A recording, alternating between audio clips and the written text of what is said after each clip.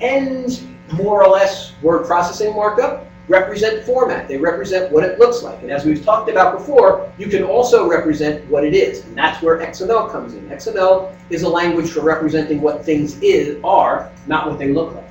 Extendable versus non-extendable. This is your comment before about tag names.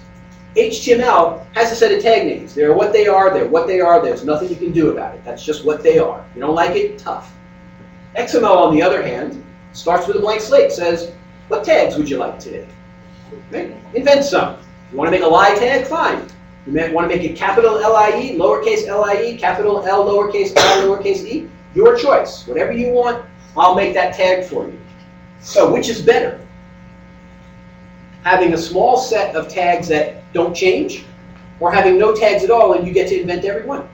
What's better? Depends on what you want to do. Depends on what you want to do. And so give me an example where the HTML non-extendable small set of tags is good. You want it to be used by a large number of users across a large span population. Okay, so when you want to make something that's standard and a lot of people who don't know a lot can use it, right? When you want to do something really basic.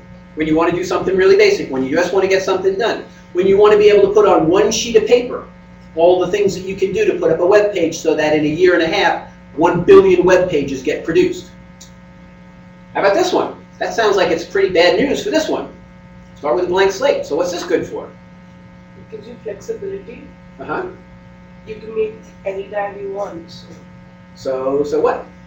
Uh, So you can make any tag you want, and why is that a good thing? because then you're not restricted to only like 15 tags. You can make 500 tags. And under what circumstances would you want to have 500 tags that aren't anything like the standard simple? Only if you're using it alone and nobody else is using it. So, Okay, if you're using it alone and nobody else is using it, I would say yes, but that would be a pretty limited situation. That I want to create markup that only I use. But you're on the right track. Go ahead.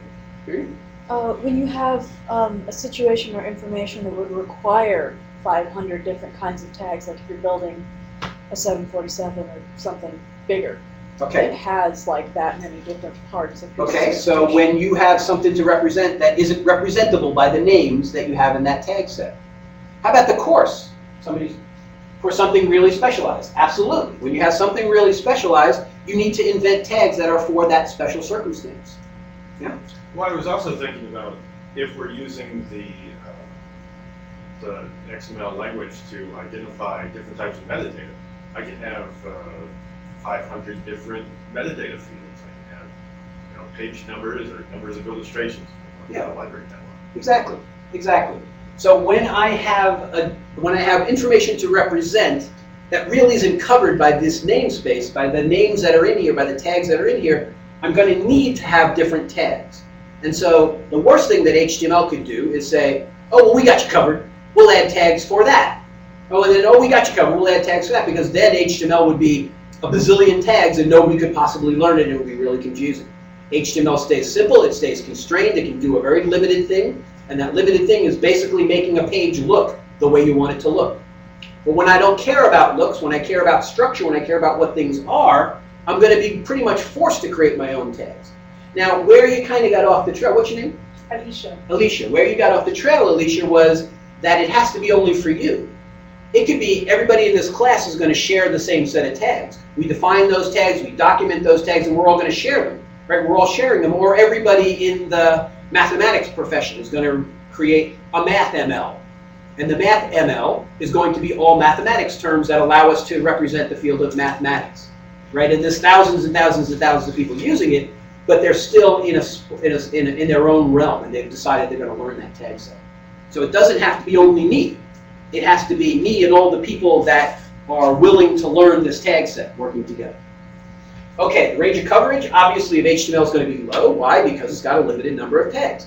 The range of coverage of HTML is going to be really high because it's got whatever tags you want. It can be as high as you want it to be. You can cover the world if you want, if you so desire.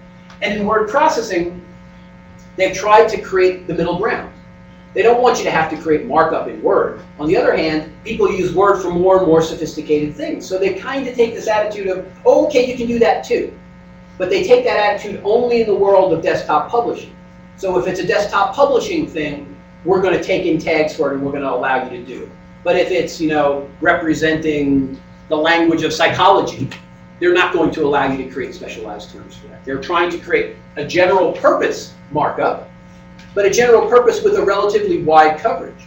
HTML, on the other hand, is a more specific purpose markup. And so HTML has actually developed a set of kind of loopholes that allow you to go a lot further with them. And the biggest loophole, which we're not going to talk about too much in this class, is CSS. CSS and ID tags and class tags are a huge loophole because you can invent your own class tags, but we won't really go there. All right, so we're almost done.